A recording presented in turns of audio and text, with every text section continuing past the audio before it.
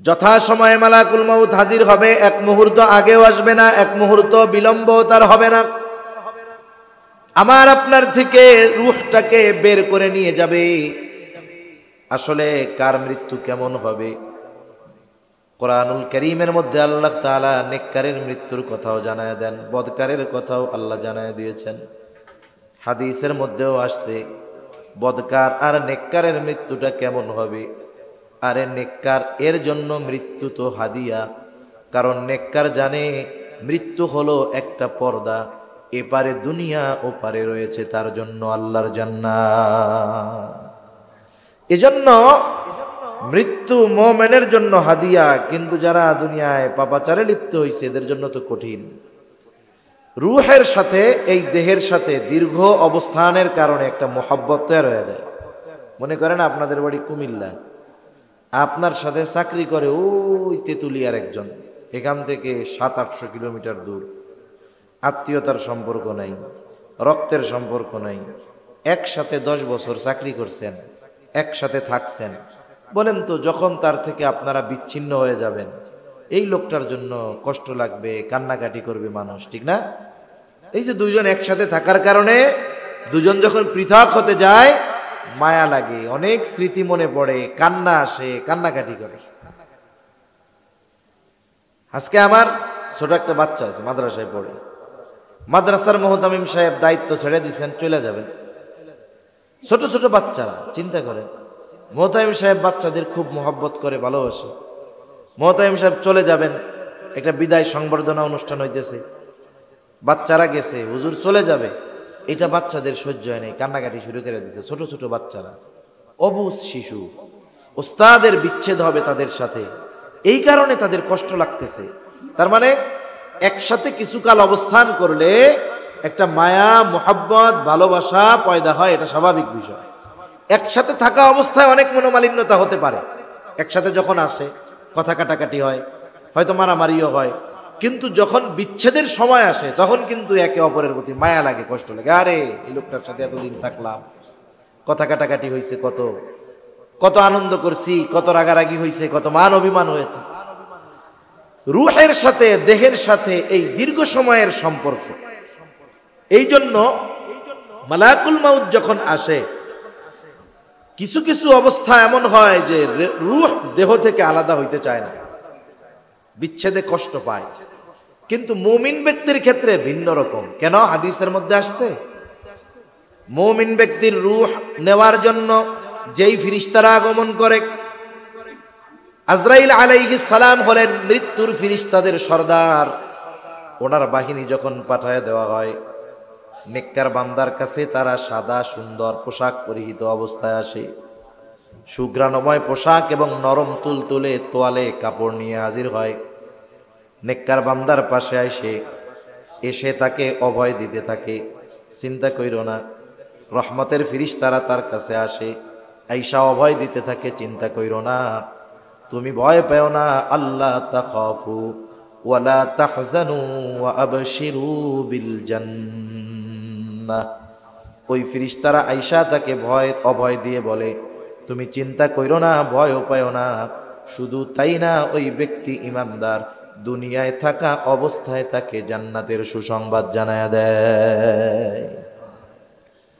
মৃত্যুর কষ্ট সবার হয়, কিন্তু জান্নাতের সুসংবাদ যখন জানতে পারে ওই কষ্টটা তার অনুভব হয় না। যেমন মনে করেন মানুষকে যখন অপারেশন করে, বুক ফেটে ফেলে, কেটে ফেলে, হার্ট অপারেশন করে, ড্রিল মেশিন দিয়ে হাড় কাটে, হাতুড়ি বাটাইল দিয়া হাড় কাটে অপারেশনের সময়, হার্ট অপারেশনে। কিন্তু যেই ব্যক্তির অপারেশন ও কোনো কিছু টের পায় না, কেন? বলে অ্যানেস্থেসিয়া দিয়ে দিছে, অবশ হয়ে গেছে। ব্যথা ঠিকই লাগে, কিন্তু অ্যানেস্থেসিয়ার কারণে ব্যথা অনুভব হয় না। আবার আধুনিক চিকিৎসা তো এত সহজ, বলে রোগীকে অজ্ঞানও করে না, সজ্ঞানে ওই স্থানটাকে অবশ করে ওপেন হার্ট সার্জারি করা হয়। ও দেখতেছে যে আমার এটা কাটতেছে, কিন্তু ব্যথা লাগে না। ব্যথা লাগে ঠিক, অনুভব হয় না অ্যানেস্থেসিয়ার কারণে। আল্লামা জুবায়ের আহমদ আনসারী রহমাতুল্লাহ আলাইহি হুজুর মাঝে মধ্যে উপমা দিতেন এরকম, যে আগে আমরা গ্রামে দেখছি মুসলমানি দিত, মুসলমানি যে দিত এর কি কয়? হাজাম। হাজাম কয় না? হাজাম। হাজাম যেই গ্রামে ঢুকতো ওই গ্রামে যেই কয়টা পোলাপানের আকাটা ছিল আর কি, হাজাম দেখলেই মনে করতো আজরাইল আইছে, সাঙ্গের উপরে উঠে গিয়া বলাইতো যে কারে আজকে জবাই দিয়ে দেয় তার ঠিক আছে। এই ভয়ে পোলাপান সব পালাইতো, মানে আরে খুব ডরাইতো সবাই যাদের মুসলমানি দেওয়া হয় নাই। এখন যারে মুসলমানি দিবে তার বাড়ির লোক তোরে ধরে টরে আনছে, আর ও তো কান্নাকাটি করে অবস্থা খারাপ। আর হাজাম যারা, এরা খুব রসালো মানুষ, রসের রসের কথা কইতে পারে, মানুষের সাথে খুব সহজে মিশতে পারে, পোলাপানের সাথে অল্প সময়ের মধ্যে পোলাপানের সাথে একবারে গল্প টল্প জমায় ফেলছে। গল্প করতে করতে কয় বেড়া তোরে কি তোরে মারলে তোর ব্যথা লাগে? না লাগে না। সিমটি দিলে ব্যথা লাগে? কয় না। দেই তো এরকম দিছে, ব্যথা লাগে? কয় না। মানে একটু উত্তেজিত বানায় দিছে না। ব্যথা লাগলেও তো কইব লাগে না। কয় ব্যথা লাগে? না। কয় চোখ বন্ধ করতো, ব্যথা লাগে। এবার ওই জায়গা ধরে টিপ মারে, কয় ব্যথা লাগে? কয় না। এই কইতে কইতে কোন সময় কাটটা কুইটা তেনা বেচানো শেষ, ও টেরও পায় না। ঠিক কিনা কোন? বলেন তোর কি ব্যথা লাগে নাই? এমন লাগছে, কিন্তু ওর খেয়ালটাকে অন্যদিকে নিয়ে গেছে। যখন ব্রেন অন্যদিকে, খেয়াল অন্যদিকে, কষ্ট লাগছে কিন্তু টের পায় নাই। আল্লাহর বান্দা চিন্তা করতেছে এখন তো মালাকুল মাউত আসবে, আর রহমতের ফেরেশতারা আইসা কয় তুমি তো জান্নাতি বান্দা। এই যে খেয়াল দিছে ঘুরাইয়া, আর মালাকুল মাউত মৃত্যুর ফেরেশতা চলে আসছে। আইসা কি করে? মোমেন বান্দার পাশে আইসা বলে, ও আল্লাহর প্রিয় বান্দার রূহ আল্লাহর রহমতের দিকে ধাবিত হও। এই কথা যখন বলা হয়, মুমিনের ঘামের সাথে শ্বাসের সাথে আস্তে করে রূহ বের হয়ে যায়। নবীজি বলেন কেমন যেন গ্লাসের মধ্যে যখন জগ থেকে আস্তে আস্তে পানি ঢালা হয়, অনুরূপভাবে মুমিন ব্যক্তির রূহ তার দেহ থেকে ওই মৃত্যুর ফেরেশতাদের ওই সুঘ্রাণময় কাপড়ের মধ্যে চলে আসে। তার মৃত্যু তো সুন্দর, কত সুন্দর মৃত্যু তার। এইবার ওই কাপড় পেঁচানো নিয়ে আসমানের দিকে ফেরেশতারা রওনা হয়ে যায়। চতুর্দিক সুঘ্রাণময় হয়ে যায়। আসমানের প্রত্যেক আসমানের দরজা আছে। প্রথম আসমানের দরজার কাছে যখন যাওয়া হয়, আসমানের দরজার পাহারাদারেরা জিজ্ঞাসা করে কে কার রূহ? বলে অমকের ছেলে অমক। বলে হ্যাঁ, লোকটা বড় ভালো মানুষ ছিল, এর জন্য আসমানের দরজা খোলার অনুমতি রয়েছে। তার মানে দেখেন, দুনিয়ায় অনেক মানুষ আছে, দুনিয়ার মানুষ হয়তো তাদেরকে চিনে না, কিন্তু আসমানের ফেরেশতাদের কাছে তারা অপরিচিত না। বলে হ্যাঁ, লোকটা খুব ভালো ছিল, দরজা খুলে দেওয়া হয়। এভাবে 7 আকাশের দরজা তার জন্য খুলে দেওয়া হয়। আর আল্লাহ তাআলার পক্ষ থেকে বলা হয়, যাও আমার এই বান্দার নামটা জান্নাতীদের তালিকায় অন্তর্ভুক্ত করে দাও। সুবহানাল্লাহ। আর যদি ব্যক্তি পাপিষ্ঠ হয়, পাপাচারে লিপ্ত ব্যক্তি হয়, তাওবা করে নাই, এই ব্যক্তির কাছে ফেরেশতারা কুৎসিত চেহারায় খসখসে মোটা গন্ধযুক্ত কাপড় নিয়ে হাজির হয়ে যায়। তার কাছে তো আর রহমতের ফেরেশতা আসে না। ওই মালাকুল মউত, মৃত্যুর যেই ফেরেশতারা যেই সূরাতে তার কাছে আসে, দেখে সে ভয় পেয়ে যায়। বলে এই পাপিষ্ঠ ব্যক্তির রূহ আল্লাহর আযাবের দিকে অগ্রসর হ। এই ধমক দেওয়ার পর রূহ দেহ থেকে বিচ্ছিন্ন হতে চায় না, দেহ থেকে বাহির হতে চায় না। এইবার গোটা দেহের মধ্যে সে দৌড়াদৌড়ি করতে থাকে, কিন্তু ফেরেশতারা তো তাকে ছাড়বে না। জোরপূর্বক তাকে তার দেহ থেকে পৃথক করে দেওয়া হয়, বের করে নেওয়া হয়। কেমনে? বলে যদি কোনো শিক গরম দেওয়া হয় আর সেটাকে যদি তুলার মধ্যে ঢুকায় দেওয়া হয়, ওই শিক, গরম শিক তুলার মধ্যে গলে পেঁচায়া যায়। এইবার ওটাকে টান দিতে বের করতে হলে খুব জোরে টান দিয়ে বের করতে হয়। বলে ওই রকম ভাবে তার দেহ থেকে রূহটাকে বের করা হয়। কষ্টটা কত হয় তাফসীরের মধ্যে আসছে। বলে একটা ছাগলকে যদি জীবিত চামড়া ছিলে ফেলা হয়, ওই ছাগলের যত কষ্ট হয় একজন পাপিষ্ঠ ব্যক্তির মৃত্যুর সময় তার চাইতে আরো বেশি কষ্ট হয়। এটা বাস্তব কষ্ট হয়, কিন্তু বলতে তো পারে না। যদি বলতে পারতো তাইলে আমরা বুঝতে পারতাম কি কষ্ট হয়, কিন্তু ওর তো বলার আর সুযোগ নাই। কিন্তু কষ্ট যে হয় এ ব্যাপারে কোনো সন্দেহ নেই। এইবার ওইটা নিয়ে দিছে রওনা, গন্ধ চতুর্দিকে ছড়ায় গেছে। ফেরেশতারা বলে কার রূহ? বলে অমুকের ছিল অমুক। না না না না, একটা খারাপ ছিল, ওর জন্য দরজা খোলার অনুমতি নাই। আল্লাহ তাআলার পক্ষ থেকে বলা হয় ওর নামটা জাহান্নামীদের তালিকায় লেখা দাও। এরপরের কাজ কি? বলে কবরে 3 প্রশ্ন করা হবে। মার রাব্বুক ওয়া মা দীনুক। নবীকে দেখায় বলা হবে মা হাযার রাজুলুল্লাযী বুইসা ফীকুম, এই ব্যক্তিকে যাকে তোমাদের কাছে প্রেরণ করা হয়েছিল, তোমার রব কে, তোমার দিন কি, আর এই ব্যক্তি কে যাকে তোমাদের কাছে প্রেরণ করা হয়েছে। মনে রাখবেন, দুনিয়ার পরীক্ষার হলে প্রশ্নের জবাব দুনিয়ায় লেখাপড়া করলে মুখস্থ করলে দেওয়া যায়, কিন্তু কবরের প্রশ্নের জবাব যতই মুখস্থ করা হোক না কেন, যদি ওই প্রশ্নের আলোকে এই দুনিয়ায় মানুষ আমল না করে, আল্লাহর কসম কবরের প্রশ্নের জবাব মুখস্থ করে দেওয়া সম্ভব হবে না। দুনিয়ার অনেক সময় পরীক্ষার হলে মানুষ নকল নেওয়া যায়, নকল ছোট কাগজে লেখা সাইরা নিয়ে যায়। যখন দেখে প্রশ্নপত্রের প্রশ্নের সাথে নকল আনা মিলা গেছে, ও কি খুশি। দোস্তরে কয় দোস্ত যা আনছি তাই আইছে। কি বলে? দোস্ত যা আনছি তাই আইছে। এখন কেউ যদি এই চিন্তা করে যে মরার সময় বলা পান্ডের ওসিয়ত করে যাবো 3 প্রশ্নের জবাবটা একটু কাগজে লেখা দিস কাফনের মধ্যে, আইসা জিজ্ঞাসা করলেই কইয়া দিমু যে কি জিজ্ঞাসা করবা জানি, এই যে উত্তর, কাম হবে? ওই প্রশ্নগুলোর জবাব কর্মের সাথে নিহিত। যারা আল্লাহর গোলামি যথাযথভাবে করবে ওরা এমনি জবাব দিবে আমার রব আল্লাহ। যে দিন মাইনা চলবে ও জবাব দিবে আমার দিন ইসলাম। যে নবীর সুন্নাত অনুযায়ী চলবে ও এমনি বলবে আমাদের নবী মুহাম্মদুর রাসূলুল্লাহ সাল্লাল্লাহু আলাইহি ওয়াসাল্লাম। প্রশ্নের জবাব দিল তো পরীক্ষায় পাস। কবর হবে জান্নাতের বাগান। সুবহানাল্লাহ। এই কবর জান্নাতের বাগান হবে, জান্নাত না, একটা বাগানের মতো। তবে যার কবরটা জান্নাতের বাগান হবে ও মনে করবে এটাই মনে হয় জান্নাত, কারণ এর চাইতে আরামের আর কিছু হইতে পারে না।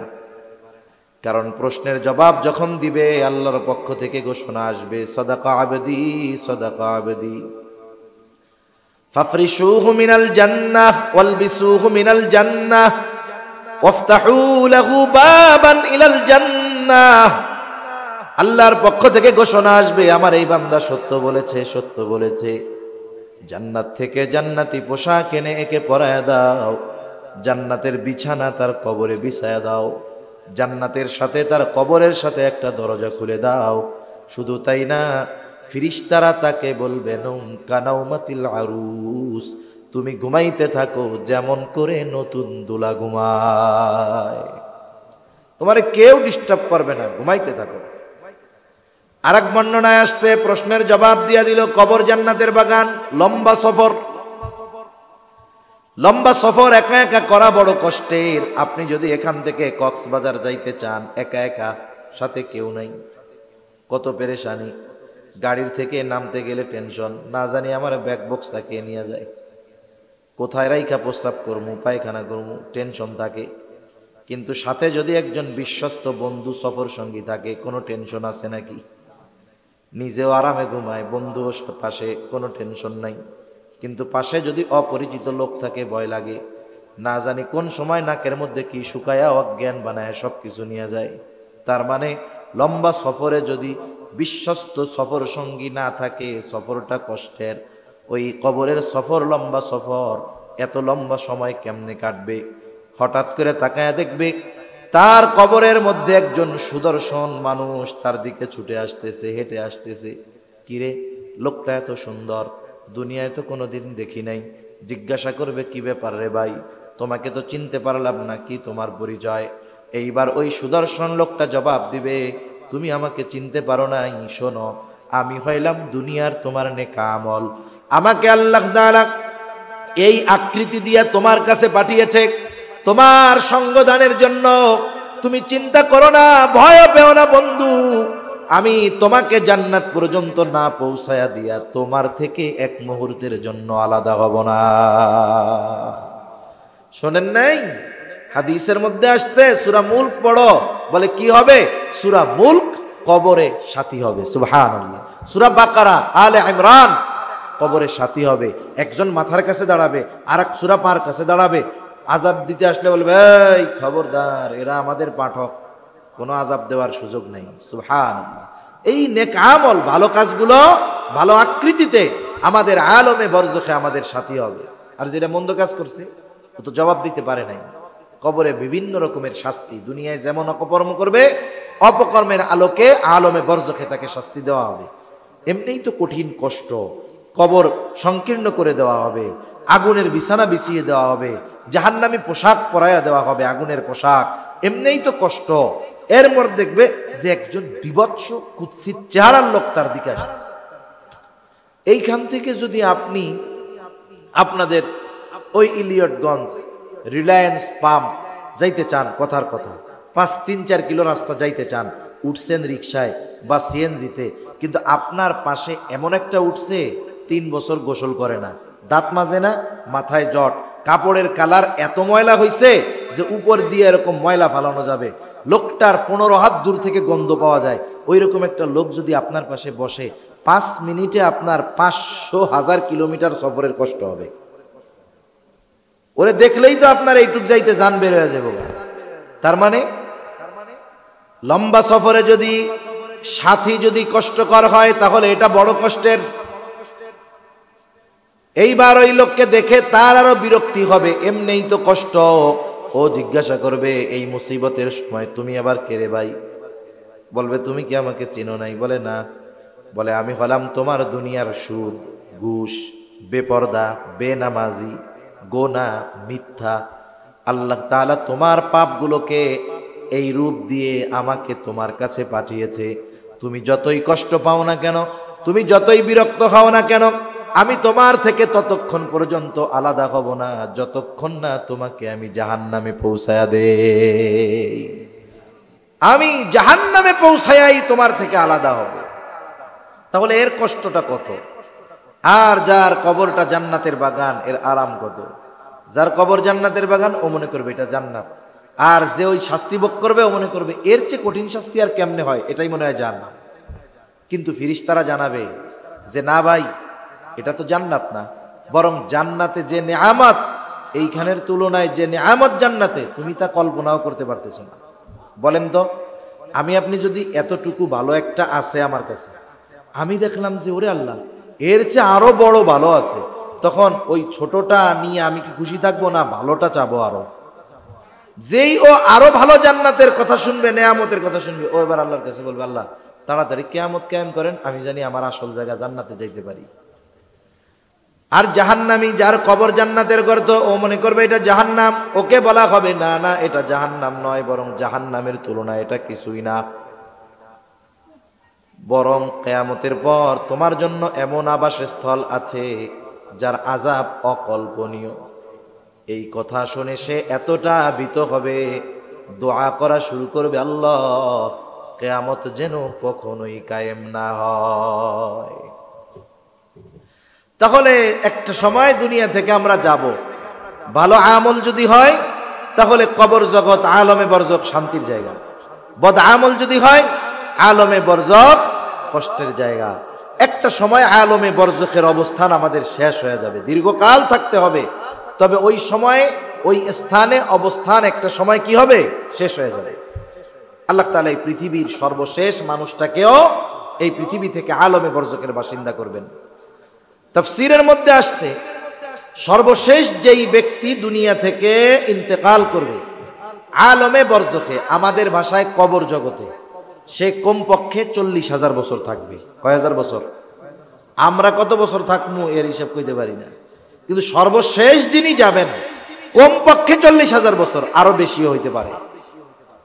এই পৃথিবী থেকে সিংগায় ফুৎকারের মাধ্যমে মানব বসতির ইতি আল্লাহ তাআলা ঘটাবেন, পরিসমাপ্তি আল্লাহ তাআলা করবেন। আল্লাহ তাআলা বলেন, وَنُفِخَ فِي الصُّورِ فَصَعِقَ مَنْ فِي السَّمَاوَاتِ وَمَنْ فِي الْأَرْضِ إِلَّا مَنْ شَاءَ اللَّهُ ثُمَّ نُفِخَ فِيهِ أُخْرَى فَإِذَا هُمْ قِيَامٌ يَنْظُرُونَ।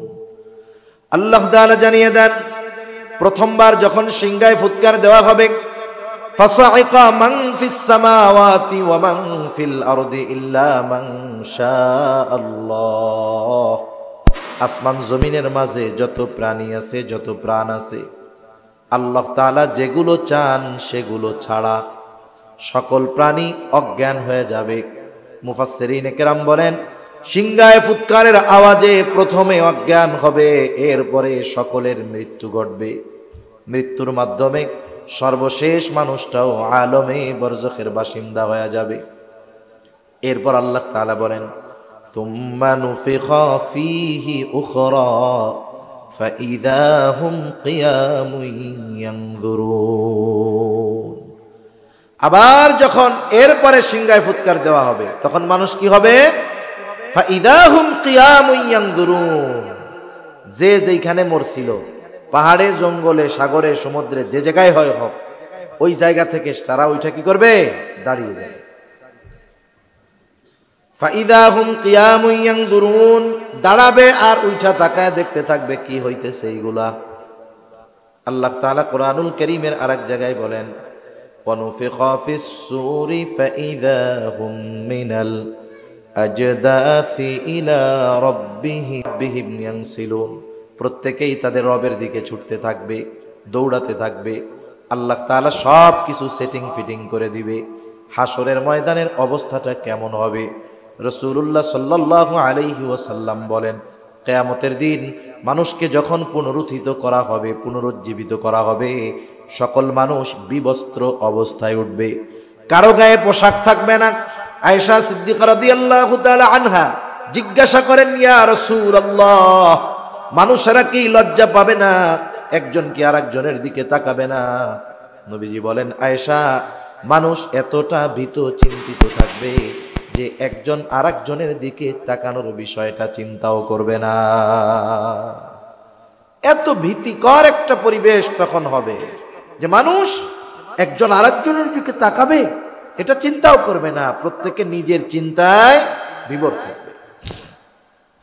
আল্লাহ তাআলা হাসরের ময়দানে কয়েকটা অবস্থা হবে সবচাইতে ভীতিকর মুহূর্ত, যেই সময় সবাই নীরব হয়ে যাবে, সবাই নিস্তব্ধ হয়ে যাবে, কারো মুখে কোনো কথা থাকবে না, সবাই চুপ করে পরবর্তী অবস্থার জন্য পর্যবেক্ষণ করতে থাকবে। এর মধ্যে একটা সময় কখন? বলে এর মধ্যে একটা সময় হলো আল্লাহ তাআলা যখন মানুষের আমলনামা দেওয়ার ঘোষণা দিবেন। আমলনামা দেওয়ার ঘোষণা দিবেন, জানানো হবে যে সকলকে তার দুনিয়ার কর্মের কর্মফল কি আর কর্ম কি সব দিয়ে দেওয়া হবে। এই যে ফাইল পড়াই বলতে পারবে যে আমার ফলাফল কি, পাস না ফেল, জান্নাত না জাহান্নাম। আমলনামাগুলো ছেড়ে দেওয়া হবে।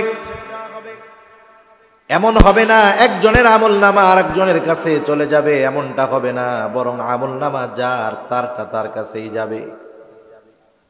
আমলনামাগুলো প্রত্যেকের হাতে পৌঁছায়া যাবে। আহকামুল হাকিমিন ঘোষণা করবেন, ইকরা কিতাবাকা কাফা বিনাফসিকাল ইয়াউমা আলাইকা হাসিবা। আল্লাহ তাআলা বলবেন, তুমি পড়ো তোমার কিতাব, কাফা বিনাফসিকাল ইয়াউমা আলাইকা হাসিবা।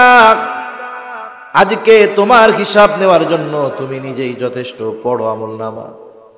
আমলনামা যেই ভাষাই থাক না কেন, আমলনামা প্রত্যেককে পড়বার যোগ্যতা যিনি দান করবেন তিনি কে? আমি আপনি যেই ভাষার হই না কেন, আর আমলনামা যেই ভাষার হোক না কেন, পড়ার যোগ্যতা আল্লাহ দিয়ে দিবে। মানুষ পড়বে। যারটা ভালো, যে ডান হাতে পাইছে, একদল তো ডান হাতে পাবে, আর একদল পাবে কোন হাতে? বাম হাতে। বাম হাতে সামনে থেকে না, তাফসীরে আসছে হাতটাকে বুক চিরে পেছন দিকে, এরপরে তার হাতে আমলনামা দেওয়া হবে। এর দ্বারাই সে বুঝতে পারবে যে আমি আজকে শেষ। আর ডান হাতে যারা আমলনামা পাবে, এরা প্রথমে এটা নিশ্চিত হবে যে আমার চিরকাল জাহান্নামে থাকা লাগবে না, আমি চিরকাল জাহান্নামে থাকবো না, এটা নিশ্চিত ডান হাতে পাওয়ার দ্বারা। তবে হিসাব নিকাশের পরে আল্লাহ তাআলা চাইলে যদি পাপ থাকে শাস্তি দিতে পারে, চাইলে মাফ করে বিনা হিসাবে জান্নাত দিতে পারে। তবে ওই মুহূর্তে ডান হাতে আমলনামা পাওয়াটাই হবে সবচাইতে বড় আনন্দের। ডান হাতে যারা আমল নামা পাবে কত খুশি। আল্লাহ তাআলা বলেন, فَأَمَّا مَنْ أُوتِيَ كِتَابَهُ بِيَمِينِهِ فَيَقُولُ هَاؤُمُ اقْرَءُوا كِتَابِيَهْ إِنِّي ظَنَنْتُ أَنِّي مُلَاقٍ حِسَابِيَهْ।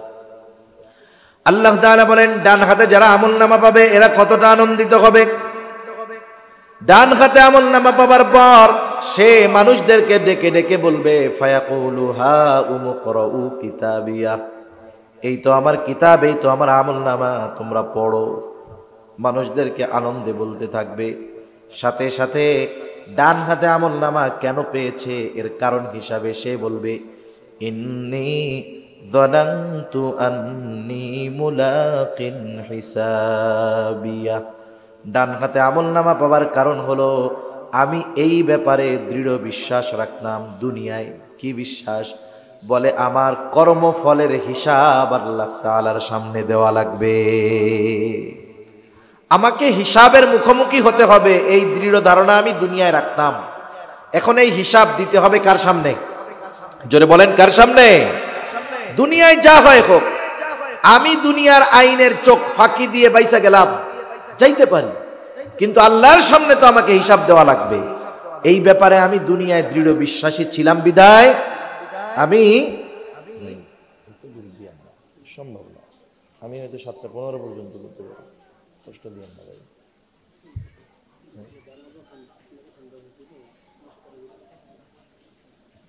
এটা কোনো কথা হইলো? কথা বলি 1 ঘন্টা 1 ঘন্টা। আমি যদি বলছিলাম এতক্ষণ আমার বুক ব্যথাচ্ছে। দীর্ঘ সময় লম্বা সময় কথা বলা কষ্টকর, ঠান্ডার জনিত সমস্যার কারণে।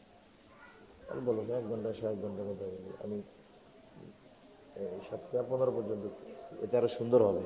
এখন বিভিন্ন জায়গায় আজান দিচ্ছে, এই মাইকগুলো বাজবে, নামাজের সমস্যা হবে না?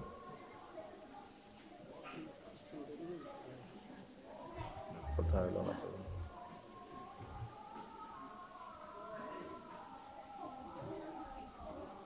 তাহলে কোন কথা জানি বলতেছিলাম? ডান হাতে যারা আমল নামা পাইল কি বলবে?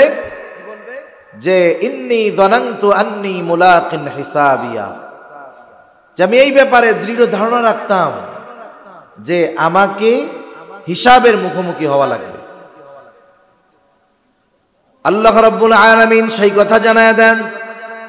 ডান হাতে আমল নামা পেয়ে তারা আনন্দিত হয়ে মানুষের মাঝে বলতে থাকবে, ইন্নী যানানতু আন্নী মুলাকিন হিসাবিয়া, আমি ডান হাতে আমল নামা পাবার কারণ হলো যে আমি দুনিয়ায় এই ব্যাপারে দৃঢ় ধারণা, দৃঢ় বিশ্বাস রাখতাম যে আমাকে হিসাবের কাঠগড়ায় দাঁড়ানো লাগবে।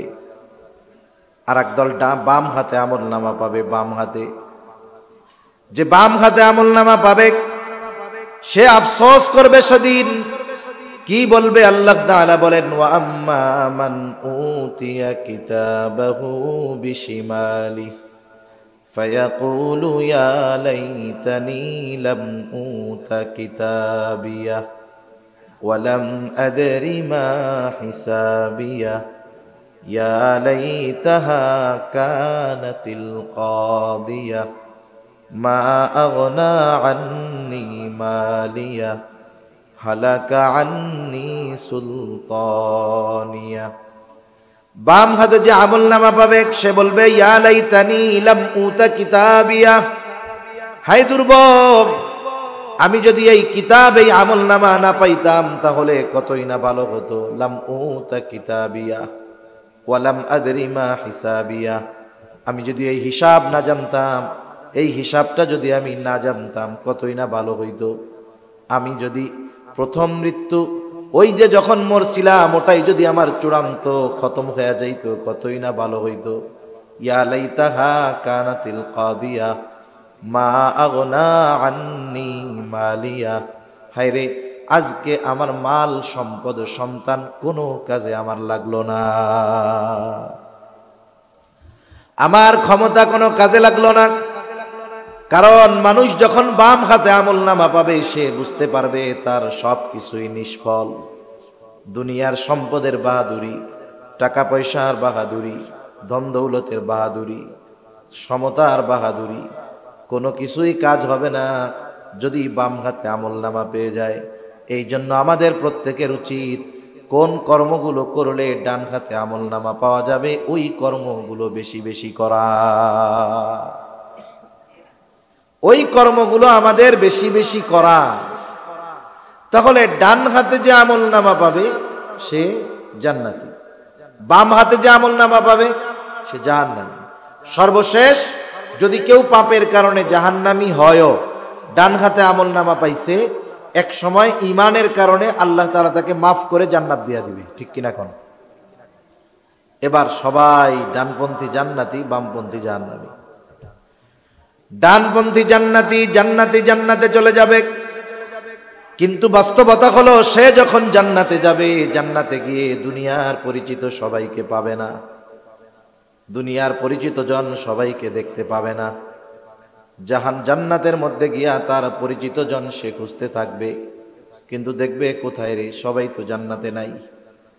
তাফসিরে ইবনে কাসির সহ প্রসিদ্ধ সব তাফসিরের মধ্যে এসেছে আল্লাহ তাআলা জান্নাতীদের মধ্যে কথাবার্তা এবং দেখার ব্যবস্থা আল্লাহ তাআলা করে দিবে।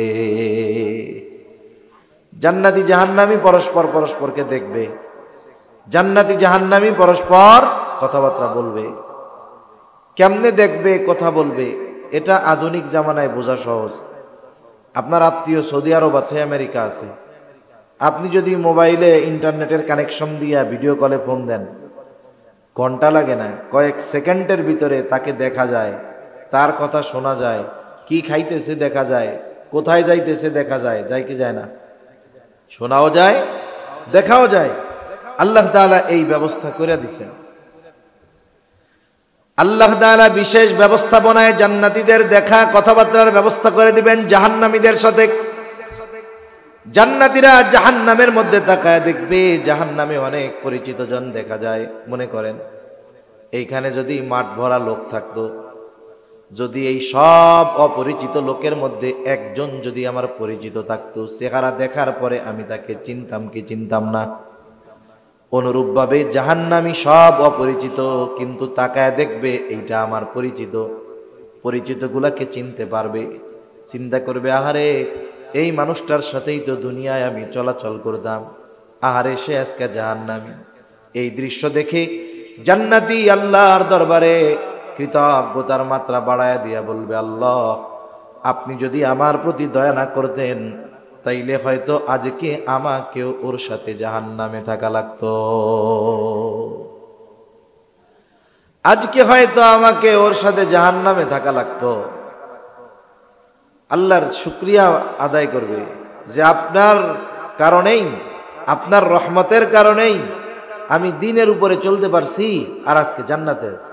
এবার জাহান্নামী জান্নাতীদেরকে দেখবে, বেশিরভাগ অপরিচিত, তাতে কি পরিচিত যে তারে চিনতে পারবে। পরিচিত জন যখন দেখবে জান্নাতের মধ্যে, তখন আফসোস করবে, বলবে আরে এই লোকটাই তো আমার প্রতিবেশী ছিল, বন্ধু ছিল, একসাথে চলাচল করতাম, আজকে ও জান্নাতি আমি জাহান্নামী। আফসোস করবে, আফসোস যদি দুনিয়ায় ওর কথা শুনতাম তাহলে আজকে আমিও ওর সাথে জান্নাতে থাকতে পারতাম।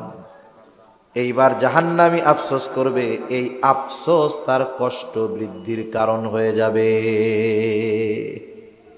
আফসোস তার কষ্ট বৃদ্ধির কারণ হবে।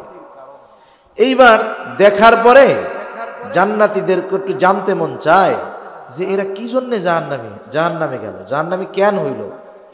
নিজেদের মধ্যে আলোচনা করতেছে, জানতেও মন চায়। আল্লাহ তাআলা বলেন, আল্লাহ তাআলা এবার জান্নাতি আর জাহান্নামীদের মধ্যে কথাবার্তার ব্যবস্থা করে দিবে। সুবহানাল্লাহ কন্যা।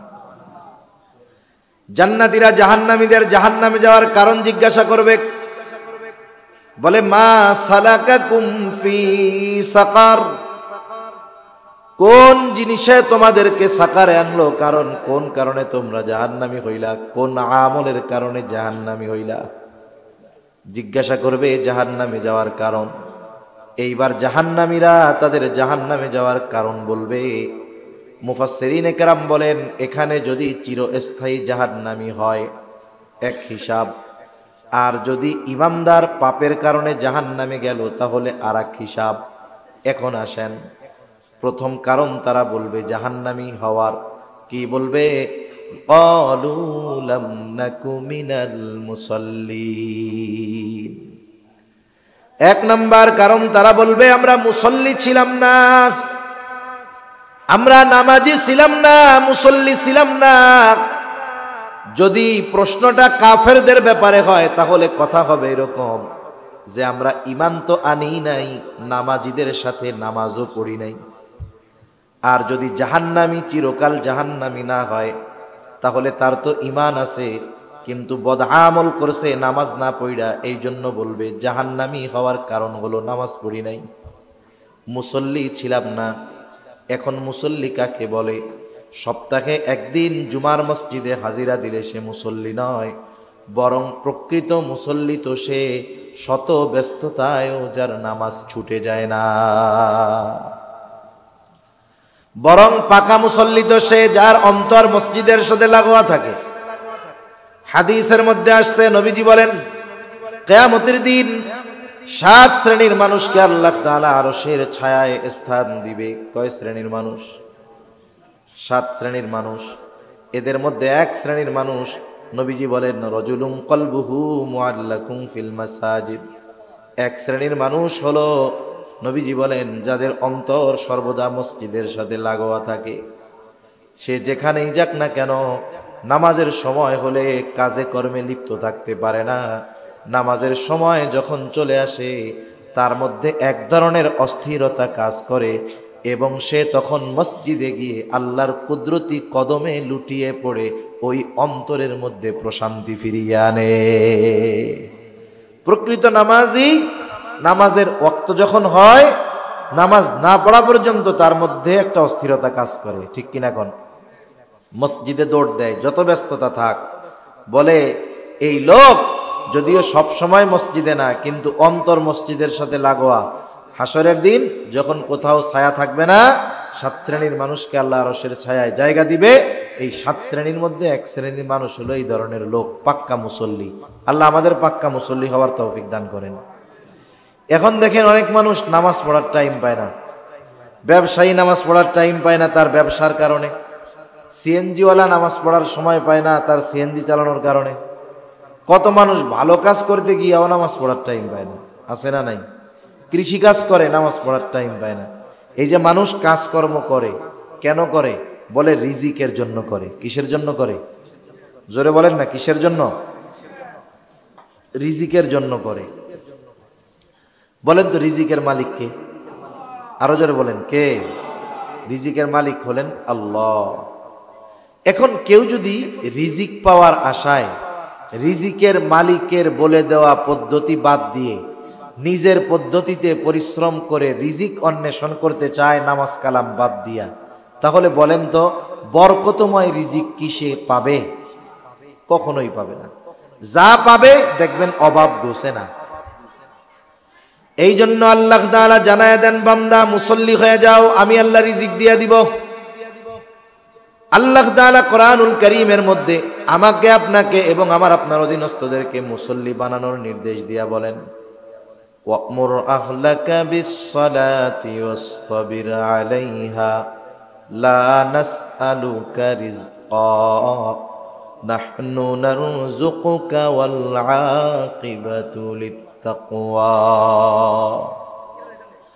আল্লাহ রাব্বুল আলামিন বলেন, ওয়া'মুর আহলাকা বিস-সালাতি ওয়াসতাবির আলাইহা, তুমি তোমার অধীনস্থদেরকে নামাজের আদেশ করো, তুমিও তার উপরে অটল থাকো। ওয়াসতাবির আলাইহা, তুমিও তার উপরে অটল থাকো। লা নাসআলুকা রিজকা, বান্দারে তুমি নামাজি হয়ে যাও, ঘরের মানুষদেরকে নামাজি বানাও। আমি আল্লাহ তোমার কাছে রিজিক চাই না, বরং শুইনা নাও, তুমি নামাজি, ঘরের মুসল্লি নামাজি, চিন্তার কোনো কারণ নাই। নাহনু নারযুকুকা, আমি আল্লাহ তোমাদেরকে রিজিক দিয়ে দিব। তাহলে যদি বরকতময় প্রশস্ত রিজিক আমরা চাই, তাহলে আমাদের নামাজি হতে হবে, আমাদের অধীনস্থ যারা তাদেরকেও নামাজি বানাতে হবে। অনেক মানুষ আছে নিজে নামাজ পড়ে কিন্তু অধীনস্থ পোলাপান, ছেলে মেয়ে, ওয়াইফ, এরা নামাজ কালাম পড়ে না। এজন্য নিজেও নামাজি হতে হবে, অধীনস্থদেরকেও নামাজি বানাতে হবে। তাহলে রিজিকের মধ্যে বরকত দিবেন কে? জোরে বলেন কে? কত মানুষ লাখ টাকা বেতন পাইয়াও মাস শেষে অভাব যায় না। কিন্তু আপনার এলাকার মসজিদ মাদ্রাসার শিক্ষক ইমাম এনাদের কথা চিন্তা করেন, বেতন যা পায় বাস্তবিক অর্থে অনেকে আইসা হুজুরের কাছেই বলে, হুজুর 50,000 টাকা বেতন পাই, 2 জন লোক, এরপরেও টাকা পয়সা থাকে না, দোয়া করেন হুজুর। এখন হুজুর চিন্তা করে আমার বেতনটা বাড়ানোর একটা সুযোগ হইল। এখন কয় ভাই আপনার 50,000-এ চলে না, আপনি কেশিয়ার মানুষ, আমারে বেতন দেন 10,000, আমার বেতনটা 2,000 বাড়ান। কেন হুজুর আপনার ইনকামে বরকত আছে। বরকত আছে ঠিক আছে, কিন্তু এই যে বরকত আছে বলাটা কথা ভালো মতলব খারাপ। তার মানে হুজুরকে তার যোগ্য প্রাপ্য সম্মানী না দেওয়া, এটা হলো মূল উদ্দেশ্য। এজন্য বাস্তবে ইনকামের মধ্যে বরকত আছে, আর এই বরকতের কারণও তো আছে। কোন ইমামের ঘরে বেনামাজি বউ আছে? জোরে কন্যা আছে? নাই। কোন মুহতামিম সাহেবের ঘরে বেনামাজি ওয়াইফ আছে? মাদ্রাসার শিক্ষকের ঘরে বেনামাজি ওয়াইফ আছে? বেনামাজি মা বাপ আছে? পোলাপাইন আছে? হুজুরের ঘরে তো ল্যাংটাটাও 5 ওয়াক্ত নামাজ পড়ে, যেটা বিছানায় মুতে ওইটাও 5 ওয়াক্ত নামাজ পড়ে। ও যে সেজদা দেয় আল্লাহ রে, আল্লাহ তাআলা হয়তো ওদের সেজদার বদৌলতে ইমাম, হাফেজ, আলেম এদের অল্প উপার্জনে বরকত দিয়ে দেয়, ঠিক কিনা? এজন্য আল্লাহ তাআলাই বলেন, তুমি নামাজি হও, ঘরের মানুষদেরকে নামাজি বানাও, তাহলে আমি আল্লাহ তোমাদের রিজিক দিয়া দিব। তাহলে যারা রিজিক অন্বেষণের ব্যস্ততায় নামাজ বাদ দেয়, এরা চালাক না বলদ? এদের চাইতে বড় বোকা আর বলদ আর কেউ আছে? এজন্য নামাজ ঠিকমতো পড়লে দুনিয়ায় তো রিজিক পাওয়া যায়, আল্লাহর দেওয়া বরকতময় রিজিক, আখেরাতে জাহান্নাম থেকে বাঁচা যায়। 2 নম্বর কারণ, তারা বলবে ওয়ালাম নাকুন তুইমুল মিসকিন, আমরা মিসকিনদেরকে খানা খাওয়াইতাম না। অসহায় দরিদ্রদের খানা খাওয়ানো বড় ফজিলতের কাজ। নবীজি সাল্লাল্লাহু আলাইহি ওয়াসাল্লামের কাছে একজন লোক এসে জিজ্ঞাসা করে, আইয়ুল ইসলামি খাইর, ইসলামের মধ্যে সর্বোত্তম আমল কোনটা? নবীজি ছিলেন উম্মতের রুহানি ডাক্তার। একই প্রশ্ন ব্যক্তির পরিবর্তনে জবাবও তিনি ভিন্ন রকম দিতেন, ব্যক্তির ভিন্নতায় জবাব ভিন্ন রকম দিতেন। এই ব্যক্তির এই প্রশ্নের জবাবে নবীজি বলতেছেন, তুতঈমুত তাআম ওয়া তাকরাউস সালাম আলা মান আরাফতা ওয়া মান লাম তারিফ। নবীজি বলেন, তুমি মানুষকে সালাম খানা খাওয়াও, আর পরিচিত অপরিচিত সবাইকে সালাম দাও। এই যে খানা খাওয়ানোর কথা বলতে গিয়া নবীজি বলেন নাই দরিদ্ররে খাওয়াও, ধনীরে খাওয়াবা না। বরং মুহাদ্দিসিনে কেরাম বলেন, একেবারে একজন গরিব মানুষ সেও যদি আল্লাহর সন্তুষ্টির জন্য একজন ধনী মানুষকে খানা খাওয়ায়, সওয়াব আছে না নাই? চিন্তা করেন, যার খাবারের প্রয়োজন নাই, ধনী টাকাওয়ালা, একেও যদি আল্লাহর জন্য খাওয়ানো হয়, এতেও যদি সওয়াব হয়, তাইলে মিসকিন অসহায় যার খাবারের প্রয়োজন, তাকে খানা খাওয়াইলে সওয়াব বেশি হবে না কম হবে? বেশি সওয়াব হবে। কেন? 2টা কারণে। 1 নাম্বার, খাওয়াইছেন যার প্রয়োজন নাই, তারে আল্লাহর জন্য খাওয়াইয়া সওয়াব, কিন্তু এরে খাওয়াইলে, মিসকিন রে খাওয়াইলে সওয়াব কমপক্ষে 2 গুণ। কেন? বলে 1 নাম্বার, তার তো খাবারের প্রয়োজন, খাবারটা তার কি প্রয়োজন। হাদিসের মধ্যে আসছে, নবীজি সাল্লাল্লাহু আলাইহি ওয়াসাল্লাম বলেন, যখন কোন মুসলমান অপর মুসলমানের প্রয়োজন মিটায়, আল্লাহ রব্বুল আলামিন ওই মুসলমানের দুনিয়া আখিরাতের প্রয়োজনগুলো মিটিয়ে দেয়। আবার খানা খাওয়াইলে খানা খাওয়ানোর আলাদা ফজিলত। এখন এই মিসকিনটা যদি আমার আপনার প্রতিবেশী হয়, তাইলে এরে খাওয়াইলে আরো বেশি ফজিলত। কেন? 1 নম্বরে প্রতিবেশী হিসাবে ফজিলত, 2 নম্বরে খানা খাওয়ানোর ফজিলত, 3 নম্বরে প্রয়োজন মেটানোর ফজিলত। এখন এই প্রতিবেশী মিসকিন যদি আত্মীয় হয়, অনেক সময় আছে না আত্মীয় প্রতিবেশী কিন্তু দরিদ্র মানুষ, তাইলে সওয়াব আরো বেশি। বলে 1 নাম্বার আত্মীয়তার হক আদায় হয়, 2 নাম্বার মিসকিনের খানা খাওয়ানোর সওয়াব হয়, 3 নাম্বার প্রয়োজন মেটানোর সওয়াব হয়, 4 নাম্বার কি হয়? প্রয়োজন মেটানোর সওয়াব হয়, খানা খাওয়ানোর সওয়াব হয়, তারপরে আত্মীয় হিসাবে সওয়াব হয়, প্রতিবেশী হিসাবে সওয়াব হয়, 4 গুণ সওয়াব পাওয়া যায়। এজন্য নিকটস্থ আত্মীয় যদি অভাবী দরিদ্র থাকে এদের খবর বেশি বেশি নেওয়া দরকার। এই যে মাদ্রাসা আছে, অনেক ইয়াতীম অসহায় আছে, মিসকিন আছে, গরিবের পোলাপান পড়ে, যদি আপনারা পারেন এদেরকে খাওয়াবেন, চাউল দিয়া দিবেন, নাইলে বাড়িতে লজিং রেখে খাওয়াবেন, খাওয়াইলে কোনো লস নাই। আর খাওয়ানোটা স্বার্থের জন্য নয়, বরং খাওয়াইতে হবে কার জন্য? জোরে কোন। আত্মীয় স্বজনদের দাওয়াত দিয়ে খাওয়ানো হয়, ফজিলত ফায়দা আছে না নাই কোন? আছে। বিবাহ শাদীর দাওয়াত দেয়, ছেলের অলিমা হবে, দাওয়াত দিয়ে খাওয়ায়, সওয়াব আছে না নাই? আছে তো, সওয়াব আছে। আবার খাওয়াইয়া যদি টাকা নেয়, ফজিলত আছে, টাকার ফজিলত তো আছে, সওয়াব নাইলে না হইল, টাকা তো কিছু হইছে। কতজন হিসাব করে 2 লাখ খরচ করে আমার 5 লাখ কামাই হয়েছে, ব্যবসা ভালোই। এটা হলো ভদ্রবেশে ডাকাতি। এর কি দাওয়াত দেওয়া বলে নাকি? খানা খাওয়াইতে হবে, যাকেই খাওয়াই, দরিদ্র হোক, অসহায় হোক, বড়লোক হোক, কার জন্য খাওয়াবো? অনেকে গরিব প্রতিবেশীর উপকার করে এই স্বার্থে যে আমি ডাক দিলে কাম কাজ করে দিব। একটা শীতের পোশাক দিছে এই উদ্দেশ্যে, ডাক দিলে কাম কাজ করে দিব।